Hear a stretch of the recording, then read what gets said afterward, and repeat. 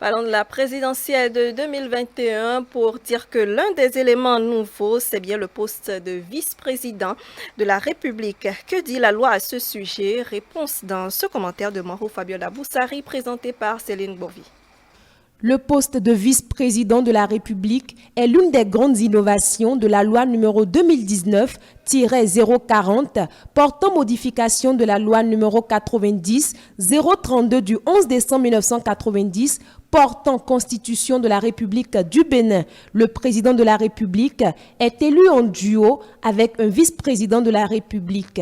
L'élection du duo a lieu au scrutin majoritaire à 2 tours. L'article 44 précise que nul ne peut être candidat aux fonctions de président de la République ou de vice-président de la République s'il n'est de nationalité béninoise, de naissance ou acquise depuis au moins 10 ans, n'est de bonne moralité et d'une grande probité, ne jouit de tous ses droits civils et politiques, n'est âgé d'au moins 40 ans et au plus 70 ans, révolu à la date d'entrée en fonction, n'est présent en République du Bénin lors du dépôt de sa candidature, ne jouit d'un état complet de bien-être physique et mental dûment constaté par un collègue de 3 médecins assermentés désignés par la Cour constitutionnelle, n'est dûment parrainé par des élus dans les conditions et suivant les modalités fixées par la loi.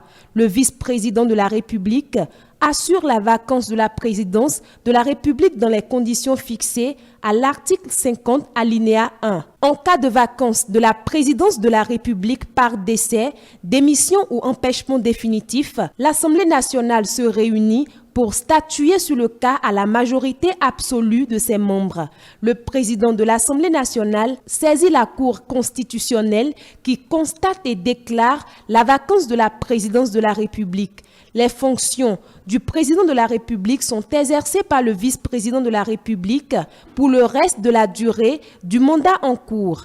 Il prête immédiatement le serment prévu à l'article 53 de la Constitution.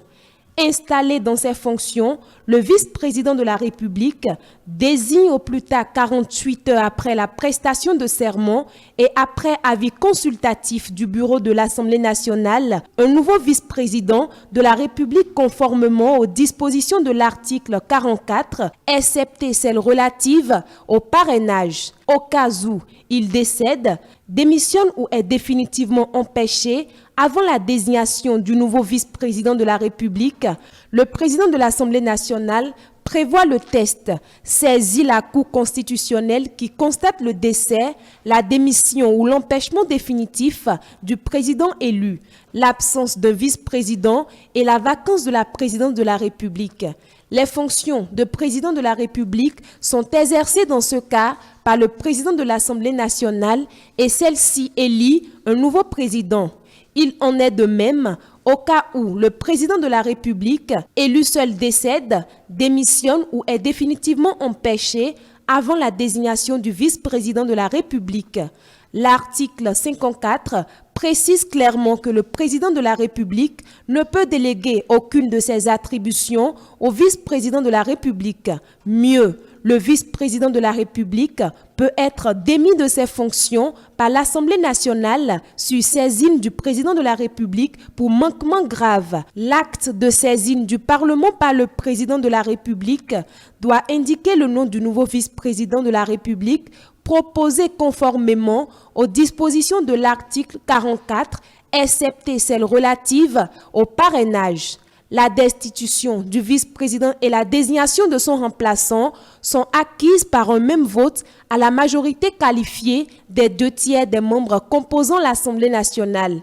Le vice-président de la République n'est pas membre du gouvernement.